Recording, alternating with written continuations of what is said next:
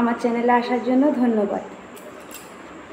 ছোটোবেলা থেকে আমাদের সংখ্যার সাথে পরিচয় ধারাপাত বই থেকে, যেমন একে ছন্দ, দুয়ে পক্ষ, তিনে নেত্র, চারে বেদ, পাঁচে পঞ্চবান, ছয়ে ঋতু, সাতে সমুদ্র, আটে অষ্টবসু, নয়ে নবগ্রহ, দশে দিক।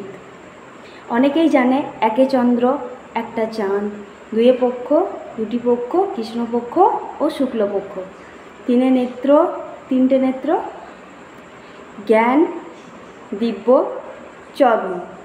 এটা কেউ কেউ জানে, কেউ কেউ জানে না।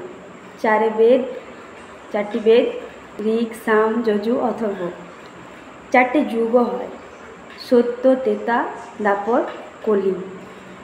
আর অনেকেই আটে অষ্টবসু আর পাঁচে পঞ্চবানটা অনেকের কাছে স্পষ্ট নয়, তাই পাঁচে পঞ্চবানটা আজকে আমি বলবো। পাঁচে পঞ্চবান, পাঁচটা বান: সম্মোহন, উন্মাদন, তাপন, শাসন, স্তম্ভন। এটা হচ্ছে পাঁচটি বান।